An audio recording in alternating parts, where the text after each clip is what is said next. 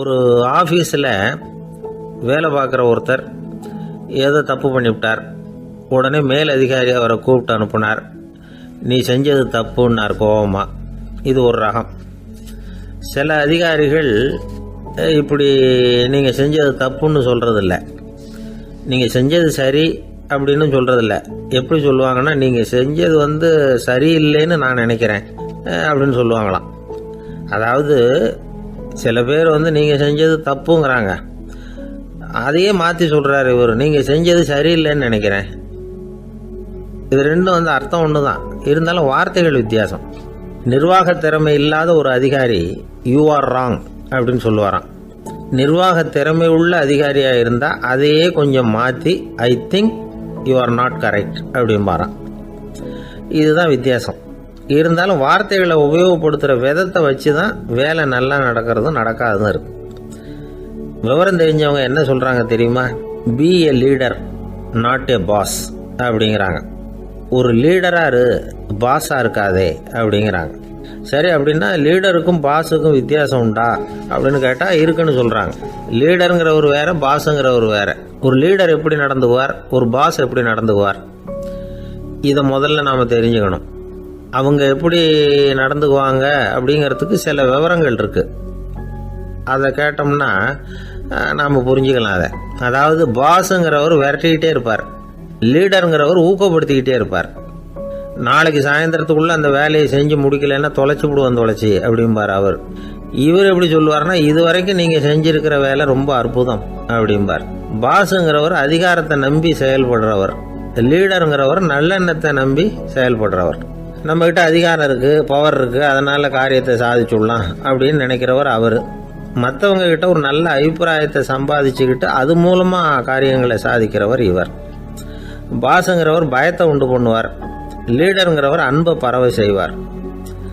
அது செய்யலைன்னா ஆடிட்டில் தகராறாயிடும், இது செய்யலைன்னா இன்க்ரிமெண்ட் கட் ஆகிடும், இப்படி ஏதாவது சொல்லி பயமுறுத்திக்கிட்டே இருப்பார் அவர். இவர் அப்படி இல்லை. உடம்பு இப்படி இருக்குது, வீட்டில் எல்லோரும் சௌக்கியமாக இருக்கிறாங்களா, ஆஃபீஸில் எல்லாம் வசதியாக இருக்குதா, நான் ஏதாவது உதவி செய்யணுமா அப்படின்னு அன்புக்கு முக்கியத்துவம் கொடுப்பார். பாஸுங்கிறவர் எதுக்கெடுத்தாலும் நான் சொல்லிகிட்டு இருப்பார், லீடருங்கிறவர் நாமன்னு சொல்லிகிட்டு இருப்பார். பாஸுங்கிறவர் தப்புக்கு காரணம் யாருன்னு பார்ப்பார், லீடருங்கிறவர் தப்பு என்னன்னு பார்ப்பார். இதுதான் ரெண்டு பேருக்கு வித்தியாசம். The boss shows who is wrong, the leader shows what is wrong அப்படின்னு சொல்லுவாங்க. இந்த காரியம் எப்படி செய்யப்பட்டிருக்கு அப்படின்னு தெரிஞ்சுக்கிறவர் பாஸ். இந்த காரியத்தை எப்படி செய்யணும்னு செஞ்சு காட்டுறவர் லீடர். பாஸுங்கிறவர் பணியாளர்களை திட்டுவார், லீடர் மரியாதைக்குரியவராக நடத்துவார், அதுக்குரியவராக அவர் நடந்துக்குவார். செய்கிற வேலையை ஒரு சுமையாக நினைக்க வைக்கிறவர் பாஸ், செய்கிற வேலையை ஒரு சந்தோஷமாக ஆக்குறவர் லீடர். ஒரு முதலாளியாக இருக்கிறவர் அல்லது ஒரு நிர்வாகியாக இருக்கிறவர் இது மாதிரியான நுணுக்கங்களை எல்லாம் தெரிஞ்சு வச்சுக்கிறது நல்லது. ஒரு பாஸ் இருக்கார், அவர் ஒரு நாள் ரொம்ப பெருமையாக தன்னோட ஆஃபீஸை பற்றி பேசிக்கிட்டு இருந்தார். எனக்கு கீழே 200 பேர் வேலை செய்கிறாங்க சார், நான் ஒரு கோடு கிழிச்சா அவங்க அதை தாண்டாத அளவுக்கு நான் நடந்துக்கிறேன் சார் அப்படின்னார் அவர். அது எப்படி முடியுது உங்களால் அப்படின்னு கேட்டோம். நான் கோடே கிழிக்கிறதில்ல சார் அப்படின்னார். அது ஒரு புகைவண்டி நிலையம். அங்கே ஒருத்தர் காலார நடந்து வந்துக்கிட்டு இருந்தார். அவர் தன்னுடைய வீட்டில் உட்காந்து ரொம்ப நேரம் எழுதுவார். எழுதுகிற நேரம் போக மற்ற நேரங்களில் தம்முடைய சொந்த வயல்களில் வேலை பார்ப்பார். அது முடிஞ்சதை என்ன பண்ணுவார்னா, பக்கத்தில் இருக்கிற புகைவண்டி நிலையத்துக்கு போவார். அங்கே கொஞ்சம் நேரம் அப்படியே காலார நடந்து வருவார். இது அவருடைய அன்றாட வழக்கம். அன்னைக்கு அது மாதிரி தான் அவர் நடந்து வந்துக்கிட்டு இருக்கிறார். அந்த சமயத்தில் அங்கே நடைமேடையில் ஒரு அம்மையார் நின்றுட்டு இருக்கிறாங்க. இவரை கண்டதும் கையை தட்டி கூப்பிட்டாங்க, இங்கே கொஞ்சம் வர முடியுமா அப்படின்னாங்க. இவர் போனார். என்னங்கன்னு விசாரித்தார். அந்த அம்மையார் விவரம் சொன்னார். ஐயா, நானும் என்னுடைய வீட்டுக்காரரும் இங்கே வந்தோம், அதுவும் நிற்கிதே அந்த ரயிலில் ஏறி ஊருக்கு போகணும். என்னுடைய வீட்டுக்காரரு அதுவும் அந்த உணவு விடுதிக்கு போயிருக்கார், இன்னும் வரல. அவர் வர்றதுக்குள்ளே ரயில் புறப்பட்டுரும் போல இருக்கு, நீங்கள் ஓடி போய் அவரை அழைச்சிக்கிட்டு வர முடியுமா அப்படின்னு கேட்டாங்க. சரின்னார் இவர். உடனே அந்த அம்மா தன்னுடைய கணவர் எப்படி இருப்பார் அப்படிங்கிற அடையாளங்களை கொஞ்சம் சொல்லி அனுப்புனாங்க. போய் தேடிக்கிட்டு இருக்க வேண்டாமேங்கிறதுக்காக. பார்க்கறதுக்கு இப்படி இருப்பார், இந்த மாதிரி ஆடை அணிஞ்சிருப்பார் அப்படின்னு விவரமாக சொன்னாங்க. அதை அவர் கவனமாக கேட்டுக்கிட்டார். நீங்கள் போய் அழைச்சிட்டு வாங்க, வந்த உடனே உங்களுக்கு உண்டான கூலியையும் கையோடு கொடுத்து விட்றேன் அப்படின்னாங்க அந்த அம்மா. இவர் போனார். அந்த அம்மா சொன்ன அடையாளங்களை வச்சு அவர் வீட்டுக்காரரை கையோட கூட்டிகிட்டு வந்துட்டார். கொண்டுட்டு வந்து அந்த அம்மா கிட்ட ஒப்படைச்சார். உடனே அவரும் ஏற்கனவே சொன்ன பிரகாரம் அவருக்கான கூலி பணத்தையும் கொடுத்தாங்க. அவரும் எதுவும் மறுப்பு சொல்லாமல் அதை வாங்கிக்கிட்டார். வாங்கிக்கிட்டு திரும்பினார். அந்த சமயத்தில் எதிரில் வந்த ஒருத்தர் அவர் அடையாளம் கண்டுபிடிச்சிக்கிட்டார். அவங்க 2 பேரும் பேசிக்கிறது இவங்க காதில் விழுந்தது. அப்போ தான் இவங்களுக்கு அது புரிஞ்சுது. இவங்கக்கிட்ட கூலி வாங்கினவர் யாருன்னா அவர் தான் பேரறிஞர் லியோ டால்ஸ்டாய் அப்படிங்கிறது புரிஞ்சுது. அவங்க 2 பேரும் பேசிக்கிறத வச்சு ரஷ்ய நாட்டின் மிகப்பெரிய ஞானி லியோ டால்ஸ்டாய், சோவியத் நாட்டின் ஈடு இணையற்ற இலக்கிய மேதை. இது தெரிஞ்ச உடனே அந்த அம்மா அவர்கிட்ட ஓடினாங்க. ஐயா, உங்களுக்காக நான் கூலி கொடுத்தேன், நான் பெரிய தவறு பண்ணிவிட்டேன் அப்படின்னு சொல்லி வருத்தப்பட்டாங்க. பரவாயில்ல, ஆனால் நீங்கள் எனக்கு கொடுத்த கூலி பணத்தை நான் திருப்பி கொடுக்க மாட்டேன். ஏன் தெரியுமா?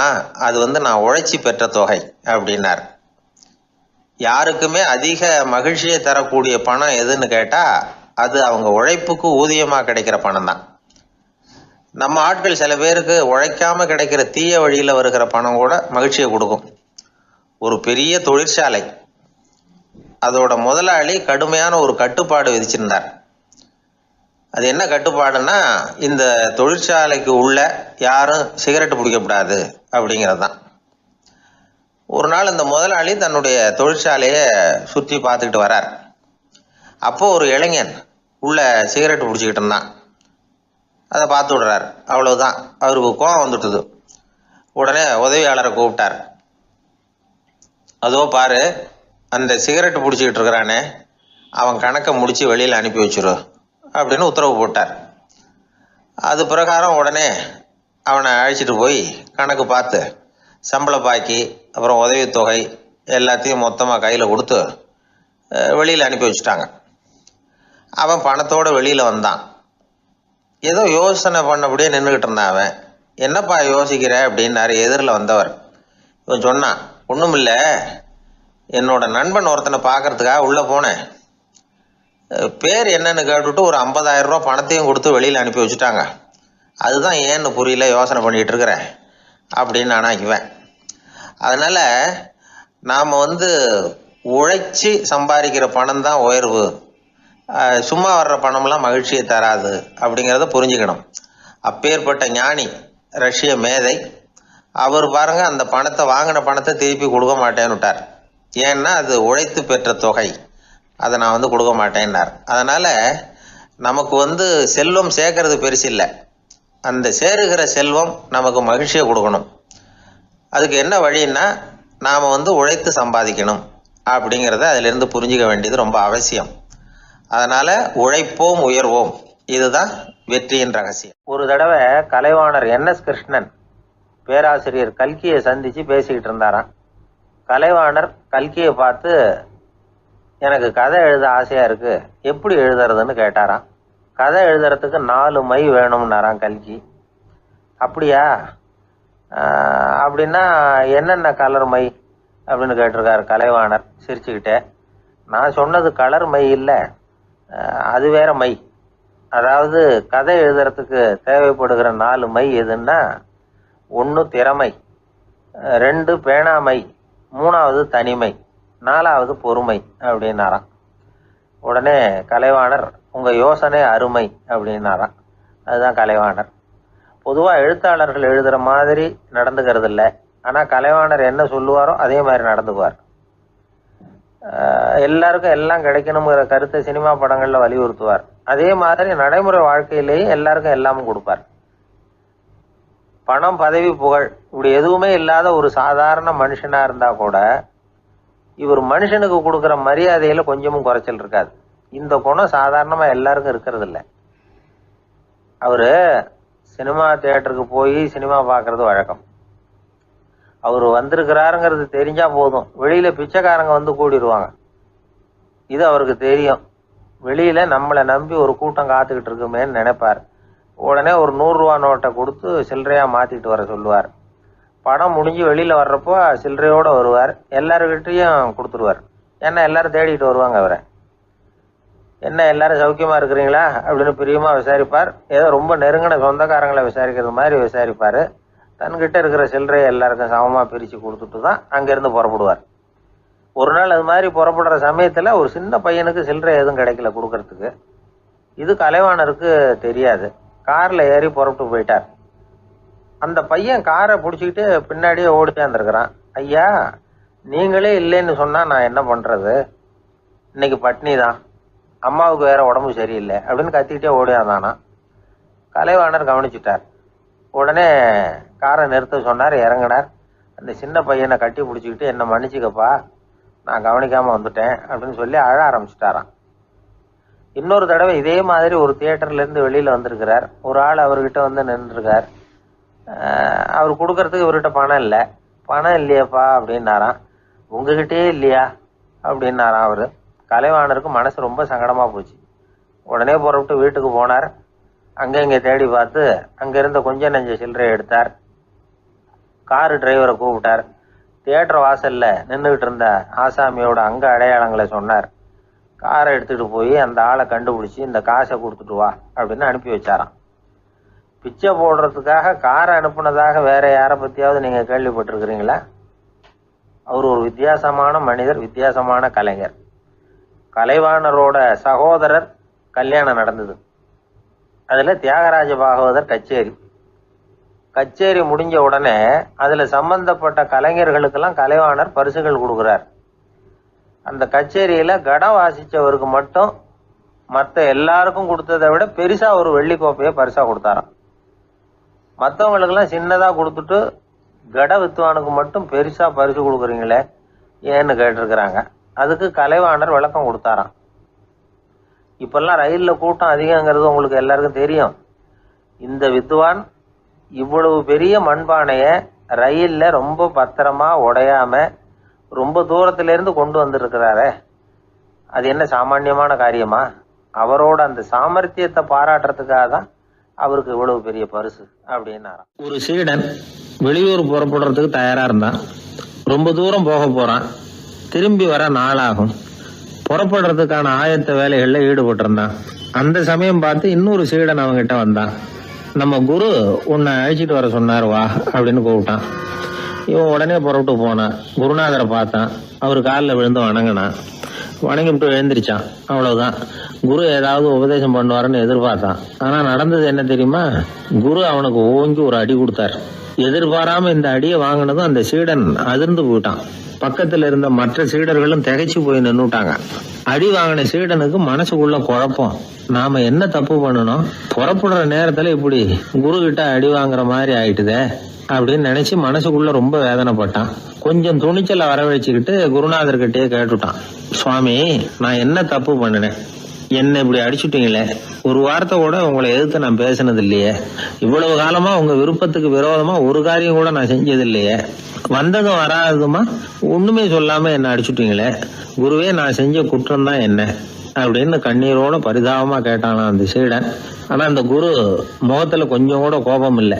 அவர் சிரிச்சுக்கிட்டே நின்றுகிட்டு இருந்தாராம். அதுக்கப்புறம் சொன்னாராம், என்னுடைய அருமை சீடனே, நீ ஒரு தவறும் பண்ணல. நான் உன்னை அடிச்சது நீ ஏதோ தப்பு பண்ணிவிட்டேங்கிறதுக்காக இல்ல, நீண்ட பயணம் போக போறேன், ஞாபகமா ஏதாவது கொடுத்து அனுப்ப வேணாமா?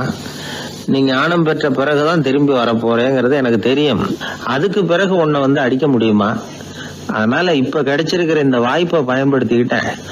அப்போதைக்கு இப்பவே அடிச்சுட்டேன், அவ்வளவுதான், வேற ஒண்ணும் இல்லை அப்படின்னாராம். குரு சிரிச்சுக்கிட்டே இப்படி சொல்றார். இருந்தாலும் இதுவும் ஒரு உபதேசம் தான். அதிர்ச்சிகளால விழிப்படைய வைக்கிறதும் ஒரு வழிதான். இது ஜென் வழி. பெரும்பாலும் அதிர்ச்சியின் மூலமாகவே ஞான தரிசனத்தை அருள்கிறவர்கள் தான் ஜென் குருமார்கள். நம்ம தியானம் தான் ஜென். இந்தியாவிலிருந்து சீனாவுக்கு போய் கொஞ்சம் பேர் மாறி வளம் பெற்று ஜப்பான்ல ஜென் ஆகி வளர்ந்துருக்குது, அவ்வளவுதான். ஜென்கிறது தியானம். எதை நினைச்சும் தியானிக்கிறது இல்ல, எல்லாத்துலயும் தியானம் இருக்கிறதா சொல்லுது ஜென். பேசுறது, இருக்கிறது, நடக்கிறது, சாப்பிடுறது, சிரிக்கிறது, தூங்குறது, தொழில் செய்யறது அல்லது சும்மா இருக்கிறது எல்லாமே தியானம் தான். ஜென்கிறது ஒரு சுய தரிசனம். தன்னைத்தானே அடையாளம் கண்டுகொள்கிறது தான் அது. இல்லாத எதையும் தேடி கண்டுபிடிக்கிறது இல்லை. சென் மார்க்கத்தை பத்தி ஓஷோ என்ன சொல்றாரு தெரியுமா? காணாமல் போன தன்னுடைய மூக்கு கண்ணாடி தன்னுடைய மூக்கின் மேல் இருப்பதை கண்டுகொள்வது போன்றது சென் அப்படிங்கிறார். நம்மால் இன்னொருத்தர் முகத்தை ரொம்ப நேரமா உத்து பார்த்துக்கிட்டு இருந்தார். என்ன பாக்குறீங்கன்னாரு அவரு. நீங்க போட்டிருக்கீங்களே மூக்கு கண்ணாடி, அதை தான் பாக்குறேன்னாரு இவரு. நீங்க அப்படி பாக்குறதுக்கு விசேஷ காரணம் ஏதாவது உண்டான்னு கேட்டார் இவர். உண்டுன்னார். என்னன்னு கேட்டார். நேத்திக்கு காணாம போன என்னோட மூக்கு கண்ணாடி அது அப்படின்னாராம் இவர். ஒருத்தர் இருந்தான், வாழ்க்கையில மகிழ்ச்சியா இருக்கணும்னு ஆசைப்பட்டான். அதுக்கு என்ன வழின்னு 4 பேருகிட்ட யோசனை கேட்டான். பணம் இருந்தா மகிழ்ச்சி தானா வரும், அதனால பணம் சம்பாதிக்கிற வழியை பாரு, அதுக்கப்புறம் நீ தேடிட்டு இருக்கிற மகிழ்ச்சி உன்னை தேடிட்டு வந்து சேரும்னாங்க. அப்படின்னா மகிழ்ச்சி இருக்கிற இடம் பணம் தான் அப்படின்னு அவன் முடிவு பண்ணிக்கிட்டான். அதை சேர்க்க ஆரம்பிச்சான். கொஞ்ச நாள்ல பெரிய ஆளாயிட்டான். செல்வம் நிறைய சேர்ந்து போச்சு. இப்பவும் அவனுக்கு மகிழ்ச்சி கிடைக்கல. மறுபடியும் நண்பர்கள் கிட்ட யோசனை கேட்டான். பணம் சேர்த்தா மட்டும் இன்பம் வந்துடாது, அதை செலவு பண்ணு, பணம் மூலமா இன்பத்தை தேடு, கிடைக்கும் அப்படின்னு யோசனை சொன்னாங்க. உடனே அந்த பணத்தை எடுத்துக்கிட்டு ஊர் பூரா சுத்தினான். வெளிநாடுகள்லாம் போனான், சுத்தி பார்த்தான். அப்புறம் அவனுக்கு விருப்பமானதையெல்லாம் வாங்கி சாப்பிட்டு பார்த்தான். மது, கோல பழக்கம், இப்படி எதுலயும் ஈடுபட்டு பார்த்தான். கல்யாணம் பண்ணிக்கிட்டான், குடும்பம் நடத்தினான். எப்படி இருந்தாலும் அவன் எதிர்பார்க்கிற மகிழ்ச்சி அவனுக்கு கிடைக்கல. அதனால மகிழ்ச்சிங்கிறது எங்க இருக்குங்கிற ரகசியத்தை அவனால கண்டுபிடிக்கவே முடியல. கடைசியா ஒரு பெரியவர்கிட்ட யோசனை கேட்டான். அவரு சொன்னார், இல்லறத்திலேயும் உனக்கு மகிழ்ச்சி கிடைக்கலன்னா உனக்கு துறவரத்துலதான் அது கிடைக்கும்னு நினைக்கிறேன். சரி, அதையும் தான் முயற்சி பண்ணி பாப்போமே அப்படின்னு அவன் முடிவு பண்ணிக்கிட்டான். துறவரம்னா சும்மாவா? எல்லாத்துக்கும் அவன் துணிஞ்சுட்டான்.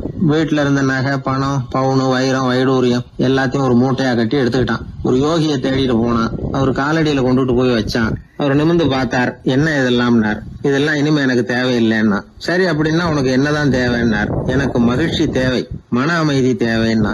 அந்த யோகி தன்னுடைய காலடியில் இருந்த மூட்டையை பிரிச்சு பார்த்தார். உள்ள தங்கம், வைரம், நகை, பணம் எல்லாம் இருக்கு. அவ்வளவுதான். அவசரமா அதை சுருட்டி எடுத்துக்கிட்டார். தலையில வச்சுட்டு ஒரே ஓட்டமா ஓட ஆரம்பிச்சுட்டார். இவனுக்கு அதிர்ச்சியா போட்டுது. அடடா, இந்த ஆளு போலி ஆசாமி போல இருக்க, ஏமாந்துட்டோமே அப்படின்னு நினைச்சான். வருத்தப்பட்டான். அந்த துக்கம் ஆத்திரமா மாறிச்சு.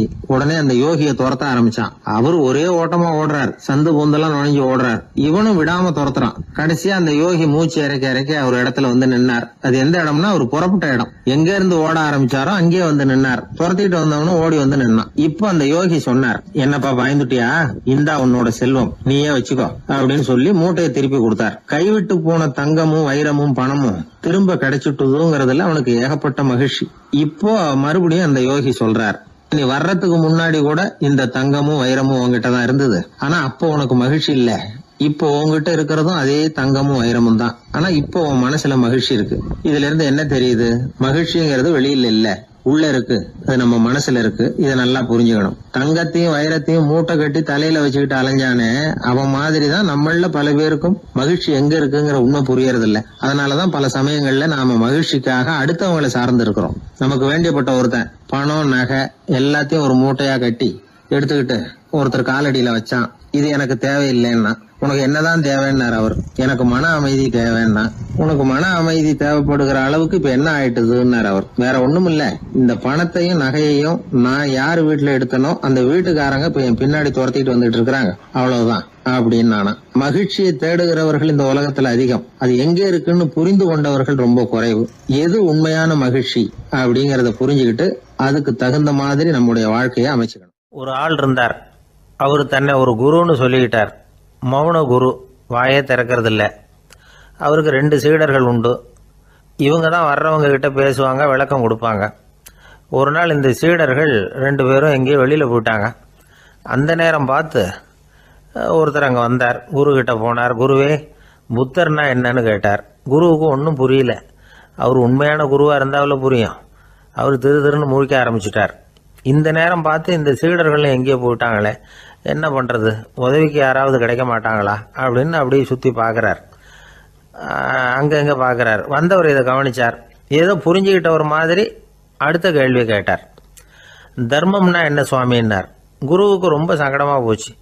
நம்ம நிலைமை இப்படி ஆகிட்டுதே, இக்கட்டில் மாட்டிக்கிட்டோமே அப்படின்னு நினச்சபடியே விட்டத்தை பார்த்தார். அப்புறம் குனிஞ்சு தரையை பார்த்தார். அப்படியே உட்காந்துக்கிட்டார். வந்தவர் உடனே அடுத்த கேள்விக்கு போயிட்டார். தியானம்னா என்ன சுவாமின்னார். பாவம் என்ன பண்ணுவார் அந்த குரு, பேசாமல் கண்ணை கெட்டியாக மூடிக்கிட்டார். இது ஏதடா வம்பா போச்சுன்னு. இவர் இப்படி பண்ணால் கூட வந்தவர் சளைக்கல. இன்னொரு கேள்வியும் கேட்டார். ஆசீர்வாதம்னா என்ன அப்படின்னார். இவர் பார்த்தார், இப்படியே போனால் இவர் கேள்வி கேட்குறத நிறுத்த மாட்டார் அப்படின்னு நினச்சிக்கிட்டு எனக்கு ஒன்றுமே தெரியாதுங்கிற பாவனையில் 2 கையையும் விரித்து காட்டினார். வந்தவர் முகத்தில் மகிழ்ச்சி, மன நிறைவு, ஏதோ எல்லாம் புரிஞ்சுக்கிட்ட ஒரு மாதிரி அங்கேருந்து புறப்பட்டு போனார். வழியில் அந்த குருவோட சீடர்கள் 2 பேரையும் சந்தித்தார். உங்கள் குருவை தான் பார்த்துட்டு வரேன்னார் இவர். என்ன நடந்ததுன்னு கேட்டாங்க. இவர் விவரமாக சொல்கிறார். உங்கள் குரு எவ்வளவு பெரிய ஞானி தெரியுமா? புத்தர்னா என்னன்னு கேட்டேன். அதுக்கு அவர் அப்படியும் இப்படியும் பார்த்தார். அதுக்கு என்ன அர்த்தம் தெரியுமா? மக்கள் புத்தரை அங்கேயும் இங்கேயும் தேடுறாங்க. உண்மையில் அவர் அங்கேயும் இங்கேயும் தேடி கண்டுபிடிக்க முடியாது அப்படிங்கிறத அவர் செய்கை மூலம் உணர்த்தினார். அதுக்கப்புறம் தர்மம்னா என்னன்னு கேட்டேன். அவர் மேலேயும் கீழையும் பார்த்து தர்மம் சமமானது, அதில் உயர்வு தாழ்வு இல்லைங்கிறத உணர்த்தினார். அதுக்கப்புறம் தியானம்னா என்னன்னு கேட்டேன். கண்ணை மூடிக்கிட்டார். கண்ணை மூடி காணுகிற அற்புதம் அது அப்படிங்கிறத புரிஞ்சுக்கிட்டேன். கடைசியாக ஆசீர்வதிக்கப்படுறது பற்றி கேட்டேன். கைகளை நீட்டி உதவுறது தான் அது அப்படிங்கிறத தன்னுடைய இருகை விரித்து உணர்த்தினார். எவ்வளோ பெரிய மகான் அவர் அப்படின்னு சொல்லிவிட்டு அவர் பாட்டுக்கு போயிட்டார். சீடர்கள் அதுக்கப்புறம் மெதுவாக குருக்கிட்ட சேர்ந்தாங்க. அவங்கள பார்த்ததும் குருவுக்கு கோபம் வந்துட்டுது. அடே பாவிகளா, எங்கடா போய் தொலைஞ்சிங்க? நான் ஒரு ஆளுகிட்ட மாட்டிக்கிட்டு என்ன பாடுபட்டிருக்கேன்னு தெரியுமான்னார். இது மாதிரி தான் நாம் சாதாரண மனிதர்களின் புற வேடங்களிலேயே மயங்கி போயிடுறோம். அவங்க பேச்சு, செய்கை, பார்வை இதிலெல்லாம் ஏதோ பெரிய தத்துவம் இருக்கிறதாக நினச்சிக்கிறோம். உண்மையிலேயே அந்த தத்துவங்கள் யாருக்கு சொந்தம்? அவங்களுக்கு இல்லை, நமக்கு தான் சொந்தம். நாம் தானே அதை கற்பிச்சுக்கிட்டோம். நம்மை நாம் அடையாளம் கண்டுக்கிறது இல்லை. நாம் யாருங்கிறது நமக்கு புரியறதில்ல. அதுதான் இன்றைக்கி நடக்கிறது. அதனால தான் அடுத்தவங்களை தேடி ஓடிக்கிட்டு இருக்கிறோம். சில வீடுகளில் கூட இது மாதிரி சைகைகள் உண்டு. சில குடும்ப தலைவர்கள் தினமும் காலையில் கண்ணை கெட்டியாக மூடிக்கிட்டு கை 2ஐயும் சுத்தமாக விரித்து வச்சுக்கிட்டே உட்காந்து தியானம் பண்ணுறது வழக்கம். எதுக்காக அப்படி பண்ணுறீங்கன்னு ஒருத்தரை பார்த்து கேட்டேன். இந்த மாதம் வாங்கின சம்பளம் பூரா தீர்ந்து போச்சு, இனிமேல் என் கையில் சுத்தமாக ஒன்றும் இல்லை, புதுசாக எதுவும் செலவு வச்சுடாதே அப்படிங்கிறத அப்படி உள்ளங்கை 2ஐயும் விரித்து காட்டி அவங்களுக்கு உணர்த்துறேன் அப்படின்னார். கணவன் மனைவி அன்பாக இருக்கணும், ஒருத்தர் நல்லா புரிஞ்சுக்கணும், விட்டு கொடுக்குற மனப்பான்மை வேணும். அதுதான் ஒரு நல்ல குடும்பம். இன்றைக்கி பல குடும்பங்களில் அர்த்தமில்லாத சண்டைகள் தான் அதிகம். கிராமப்புறங்களில் வேடிக்கையாக ஒரு கதை சொல்லுவாங்க. ஒரு ஊரில் ஒரு ஆள் இருந்தான். வேலை வெட்டி இல்லாமல் சும்மாவே இருந்தான். அவனுக்கு கல்யாணம் பண்ணி வச்சாங்களாம். மனைவி சேர்ந்தா. சும்மாவே உட்காந்துருக்கிறியே, ஏதாவது சம்பாதிக்கிற வழியை பாரு அப்படின்ட்டு இருக்கா. அதுக்கு தான் யோசனை பண்ணிகிட்டு இருக்கிறேன், ஒரு அருமையான ஐடியா அப்படின்னு. நானா என்ன அது சொல்லு அப்படின்ட்டுருக்கா. அவள் ஒரு ஆட்டுக்குட்டி வாங்க போகிறேன்னு இருக்கான். அதை வாங்கி என்ன பண்ண போகிறேன்னா, அந்த குட்டி வளரும், பெருசாகும், அதுக்கப்புறம் அது நிறைய குட்டி போடும் அப்படின்ட்டுருக்கான். சரி, அப்புறம் என்ன, அதையெல்லாம் சந்தையில் கொண்டுட்டு போய் விற்றுவிட்டு அந்த காசுக்கு ஒரு எருவு மாடு வாங்கலாம். சரி, அது எதுக்கு? எருவு மாடு நிறைய பால் கொடுக்கும், அதை கொண்டுகிட்டு போய் பால் பண்ணையில் கொடுப்பேன், அல்லது நானே விற்றுருவேன், கை நிறைய காசு கிடைக்கும். அதுக்கப்புறம் ஒரு பசுமாடு வாங்குவேன், பாலையும் விற்கலாம், நாமளும் காய் போட்டு சாப்பிட்லாம், இப்படிலாம் சொல்லியிருக்கான். அப்போ அந்த பொண்ணு சொல்லிச்சான், அடுத்த தெருவில் இருக்கிற எங்கள் அம்மா வீட்டுக்கும் கொஞ்சம் பால் கொடுத்து அனுப்பலாம் அப்படின்ட்டுருக்கா அந்த பொண்ணு. இந்த இடத்துல கணவனுக்கு கோவம் வந்துட்டுது. அது எப்படி உங்கள் அம்மா வீட்டுக்கு எதுக்கு கொடுக்கணும்? அதெல்லாம் முடியாதுன்றிருக்கான். இந்த இடத்துல சண்டை ஆரம்பமாயிட்டுது. கொஞ்ச நேரத்தில் 2 பேரும் சத்தம் போட ஆரம்பிச்சிட்டாங்க. கடுமையான சண்டை நடக்கிறத பக்கத்து வீட்டுக்காரன் காதில் வாங்கினான். அவன் ஓடியாந்தான். அவனுக்கு தெரியும், வாங்காத மாட்டுக்காக இப்படி சண்டை போட்டுக்கிட்டு இருக்கிறாங்கங்கிறது அவனுக்கு புரியும். அவன் ஓடி சொன்னான், ஏண்டா உன்னோட பசுமாட்டை ஒழுங்காக கட்டி போடக்கூடாதான்னு இருக்கான். என்னடா சொல்கிறேன்னா, இவன் உன் மாடு என் தோட்டத்தில் மேய்ஞ்சுட்டுது, பயிரெலாம் நாசமாயிட்டுது, 10,000 ரூபா அளவுக்கு சேதம், அதை வாங்கிட்டு போகிறதுக்கு தான் வந்தேன், குடுறா 10,000 நானா. இவன் அரண்டு போயிட்டான். அப்புறம் சொன்னான், டே நான் இன்னும் மாடே வாங்கலையே, அதுக்குள்ளே அது எப்படிடா உன் தோட்டத்தில் மேயும், என்னடா உளறேன்ருக்கான். நீ தாண்டா இப்போ உளறிக்கிட்டு இருக்க, மாடே வாங்கலை, அதுக்குள்ளே எப்படிடா உன்னுடைய மனைவி அவங்க அம்மா வீட்டுக்கு பால் கொடுத்து அனுப்ப முடியும் அப்படின்னு அவன் கேட்டானா. நம்ம ஆளுக்கு இப்போ தான் புத்தி வந்துதான். அர்த்தமே இல்லாத சண்டை போட்டுக்கிட்டு இருக்கிறோம் அப்படிங்கிறத அவன் புரிஞ்சுக்கிட்டானான். இது நம்ம முன்னோர்கள் சொல்லியிருக்கிற ஒரு கதை. சண்டையில் தான் அர்த்தம் இல்லையே தவிர கதையில் அர்த்தம் உண்டு. அதாவது இல்லாத விஷயங்களுக்காக சண்டை போட்டுக்கிட்டு இல்லறத்தை வீணாக்கிக்கிட்டு இருக்கிற மனிதர்கள் இன்றைக்கு நிறைய பேர் இருக்கிறாங்க. ஒருத்தன் தன்னுடைய மனைவியை பற்றி மாமனார்கிட்ட புகார் சொன்னானா, மாமா உங்கள் பொண்ணு அர்த்தமில்லாத சண்டை போடுறா, எதுக்கு எடுத்தாலும் எடுத்தெறிஞ்சு பேசுகிறா அப்படின்ட்டுருக்கான். நீ எப்படி மாப்பிள்ளை அதை சமாளிக்கிற அப்படின்னு கேட்டிருக்காரு அவர். அவள் எடுத்தெறியறது என் மேலே படாமல் ஒதுங்கி நின்றுக்கிறேன் அப்படின்னு நானா. இவன் பிரிட்டிஷ் ஆட்சி நடந்துக்கிட்டு இருந்த காலம் 1920களின் கடைசி. அப்போ நடந்த ஒரு உண்மை நிகழ்ச்சி இது. ஒரு கல்யாண மாப்பிள்ளை ரயிலில் இறங்க போகிறார். அவரை வரவேற்க ஒரு ராஜ குடும்பமே காத்துக்கிட்டு இருக்குது. மங்களூர்லேருந்து இறங்குற அந்த மாப்பிள்ளை யார் தெரியுமா? ஒரு நாய். உண்மைதான், அந்த நாய்க்கு தான் கல்யாணம். சுதேசி சமஸ்தானத்து மன்னர்களில் ஒருத்தர் ஜூனாகட் மகாராஜா. அவரோட வளர்ப்பு நாய் ரோஷனாரா. அதுக்கு கல்யாணம் பண்ணி வைக்கணும்னு ஆசைப்பட்டார். மாப்பிள்ளை தேடினார். மங்களூர் மகாராஜாவோட வளர்ப்பு நாய் ஒன்று இருந்தது, பேர் பாபி. இது ரெண்டுக்கும் கல்யாணம் நடத்த முடிவு பண்ணார். திருமணத்துக்கு வேண்டிய எல்லா ஏற்பாடுகளையும் பண்ணுங்க அப்படின்னு உத்தரவு போட்டார். ஆயிரக்கணக்கான அழைப்புதழ்கள், பல சமஸ்தான மன்னர்கள், ஜமீன்தார்கள், பிரிட்டிஷ் அதிகாரிகள், பெரிய பணக்காரங்க, இப்படி நிறைய பேருக்கு அழைப்புதழ்கள் அனுப்பி வச்சாங்க. பத்திரிகையை பார்த்தவங்கெல்லாம் திகைச்சு போயிட்டாங்களாம். இருந்தாலும் என்ன பண்ணுறது, ராஜாவே அழைக்கிறார், போகாமல் இருக்க முடியுமா? அந்த சமயத்தில் நாட்டின் கவர்னர் ஜெனரலாக இருந்தவர் இர்வின் பிரபு.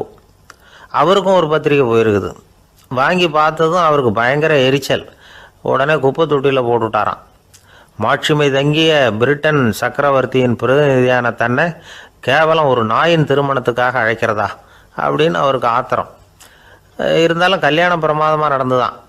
கல்யாணத்தன்னைக்கு பொண்ணுக்கு ஸ்பெஷல் குளியல், தண்ணீருக்கு பதிலாக வாசனை திரவியங்கள், பன்னீர், குளித்ததுக்கு அப்புறம் அலங்காரம், வைர மாலை, முத்து மாலை, ஏகப்பட்ட அலங்காரம். மாப்பிள்ளையை அழைக்கிறதுக்கு ரயில்வே ஸ்டேஷனில் ராஜ குடும்பமே காத்துக்கிட்டு இருக்குது. அவங்களோட வளர்ப்பு நாய்கள் 250. அத்தனை நாய்களுக்கும் பட்டு துணி போத்தி இருக்குது. முத்து வடங்கள் அணிவிச்சிருக்கிறாங்க. எல்லாம் ராஜ நாய்கள். அதுகளையும் வீதியில் நடக்க விடலையாம். அதுகளை சுமந்துக்கிட்டு போக அலங்கரிக்கப்பட்ட யானைகள் காத்துக்கிட்டு இருக்குதான். மாப்பிள்ளைக்கு வரவேற்பு எப்படி தெரியுமா? அது நடந்து வர்ற பாதை பூரா ரத்தன கம்பளம் விரிச்சிருக்குது. 2 பக்கமும் ராஜாங்க அதிகாரிகள் கைகட்டி நிற்கிறாங்க. அரசு படை வீரர்கள் அணிவகுப்பு மரியாதை செலுத்துகிறாங்க. அந்த நாய் ராஜ மரியாதையோடு நடந்து வருது. நகையெல்லாம் போட்டுக்கிட்டு வருது. திருமண மண்டபத்துக்கு சேருது. அங்கே கல்யாணம் அமோகமாக நடக்குது. இந்த திருமணத்தை முன்னிட்டு அந்த ஜூனாகட் சமஸ்தானத்துக்கு 3 நாள் விடுமுறை வேறு. கல்யாணத்துக்கு வந்திருந்தவங்களுக்கெல்லாம் ஏக தடபுடலாக விருந்து, நாட்டியம் எல்லாம் பிரமாதமாக நடந்து தான். இந்த கல்யாணத்தில் கலந்துக்க வந்திருந்த மற்ற சமஸ்தானத்து மன்னர்கள், தீவான்கள், அரச குடும்பத்தினர், இப்படி அவங்க 700 பேராம். அவங்க போகிறதுக்காக விசேஷ ரயில்கள்லாம் வேற விட்டுருக்காங்க. கல்யாணம் முடிஞ்சதும் அந்த நாய் தம்பதிகளோட பெரிய பெரிய மன்னர்கள்லாம் ஒன்றா உட்காந்து சாப்பிட்டாங்களாம். ஏர் கண்டிஷன் அறையில் அந்த தம்பதிகள் கொஞ்ச காலம் வாழ்ந்துருக்குறாங்க. கொஞ்ச நாளில் மாப்பிள்ளைக்கு மரியாதை குறைய ஆரம்பிச்சுட்டுது. வெளியில் துரத்தி விட்டாங்களாம். அந்த பெண் நாய் மட்டும் ராஜ போகங்களை அனுபவித்து வந்து தான். இந்த கல்யாணத்தை பார்த்துட்டு தொடர்ந்து மற்ற சமஸ்தானத்து மன்னர்களும் நாய் திருமணங்கள் நடத்த ஆரம்பிச்சுட்டாங்களாம். இது உண்மையில் நடந்திருக்குது. இப்படி அது இருக்கட்டும். இப்போ நம்ம கதைக்கு வருவோம். ஒரு ராஜாவுக்கு ரொம்ப நாள் கழித்து ஒரு குழந்தை பிறந்து தான். அரண்மனை ஜோசியரை கூப்பிட்டுருக்கார் ராஜா. ஜோசியரே, என் மகன் வருங்காலத்தில் சிறந்த வாள் வீரனாக வரணும்னு ஆசைப்படுறேன். வருவானாங்கிறத கொஞ்சம் பார்த்து சொல்லுங்களேன் அப்படின்னாராம். ஜோசியர் சொன்னார், மன்னா, உங்கள் புள்ள வாள் வீரனாக வர்றது கஷ்டம். ஆனால் அவரும் உங்களை மாதிரியே நாய்க்குட்டிகள் பேரில் பிரியமாக இருப்பார். அதுகளுக்கு கல்யாணமும் பண்ணி வைப்பார் அப்படின்னாராம். அது எப்படி கண்டுபிடிச்சிங்க அப்படின்னு கேட்டிருக்கார் ராஜா. அரசே, உங்கள் பிள்ளைக்கு வாள் மேலே உள்ள பிரியத்தை காட்டிலும் நாய் மேலே உள்ள பிரியம் அதிகங்கிறதுக்கான அறிகுறி இப்போவே தெரியுது. நல்லா கவனித்து பாருங்கள். அவர் வாழ்னு கத்துறாரு அப்படின்னாரு. கவனித்து பார்த்துட்டு அப்படி எனக்கு காதில் விழலையே அப்படின்னாராம் மன்னர். அதனால தான் சொன்னேன், அவர் கத்துறது வாழ்னு கத்தலை, வள்ளுன்னு கத்திக்கிட்டு இருக்கார். அதனால தான் அப்படி சொன்னேன் அப்படின்னாராம் அரண்மனை ஜோசியர். 21ஆம் வருஷம் செப்டம்பர் மாதம் 22ஆம் தேதி மதுரை மேலமாசி வீதியில் உள்ள ஒரு வீடு. அங்கே அன்னைக்கு நடந்த ஒரு அற்புத நிகழ்ச்சி பின்னாடி உலக மக்களை எல்லாம் ஆச்சரியப்பட வச்சுது. இந்திய வரலாற்றிலேயே அது ஒரு முக்கியமான நிகழ்ச்சி. உலக மக்கள் கவனமெல்லாம் காந்திஜியின் பக்கம் திரும்புறதுக்கு காரணமாக இருந்த நிகழ்ச்சி அது. கதர் துணி பிரச்சாரத்துக்காக காந்திஜி மதுரைக்கு வந்திருந்தார். சென்னை துணி வணிகர் சங்கத்தின் துணைத் தலைவர் ஒருத்தர் இருந்தார், ராம்ஜி கல்யாண் சேட்ஜி. அவருடைய வீடு மதுரை மேலமாசி வீதியில் இருந்தது. அந்த வீட்டில் தான் காந்திஜி தங்கியிருந்தார். அப்போது வயலுக்கு போகிற உழவர்கள்லாம் சின்ன சின்ன துண்டை இடுப்பில் கட்டிக்கிட்டு கலப்பையை தூக்கிக்கிட்டு தெருவில் நடந்து போகிறத கவனித்தார். ஏற்கனவே சேலத்துக்கு தெற்க பல பகுதிகளில் ஆண்களும் பெண்களும் அறகுறை ஆடைகளோடு உழைச்சிக்கிட்டு இருக்கிறத கண்ணால் கண்டிருக்கிறார் அவர். இந்தியரின் சராசரி உடை இவ்வளவு தான் அப்படிங்கிறத புரிஞ்சுக்கிட்டார். மனசை இன்னும் பண்ணியிருக்குது. ராத்திரி பூரா அதை பற்றியே யோசனை. 22/9/21 வியாழக்கிழமை காலையில் காந்திஜி எழுந்திருக்கிறார். அவர் கூட தங்கியிருந்தவங்களையெல்லாம் பார்த்து சொன்னார், இன்னையிலேருந்து அறையில் முழு அகலத்துண்டு தான் கட்டுவேன். குளிர் அதிகமாக உள்ள காலங்களில் மட்டும் போர்வை ஒன்றும் உபயோகப்படுத்துவேன். மற்றபடி மேலங்கியோ குல்லாவோ எதுவும் போட்டுக்க மாட்டேன். தற்காலிகமாக இந்த ஏற்பாட்டை 1 மாதத்துக்கு ஏற்றுக்குவேன். அதுக்கு பிறகு உசிதம் போல் எண்ணி பார்த்து முடிவு பண்ணுவேன் அப்படின்னார். அவருடைய குரல் உறுதியாக இருந்துதான்.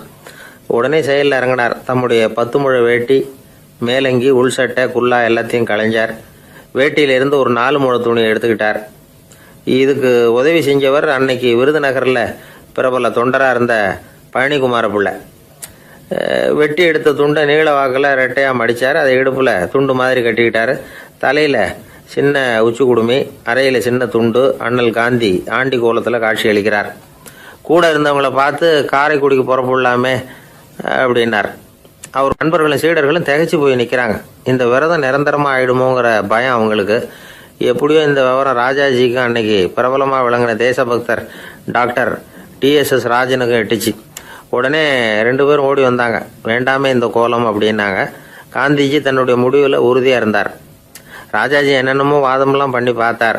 உங்களுடைய வாதத்துக்கு என்னால் பதில் சொல்ல முடியல, இருந்தாலும் நான் செய்கிறது தான் சரிங்கிறதுல எனக்கு சந்தேகம் இல்லை. இன்னைக்கு அதிகாலை 3 மணி இருக்கும். நான் ஓரளவு விழிச்சுக்கிட்டேன்.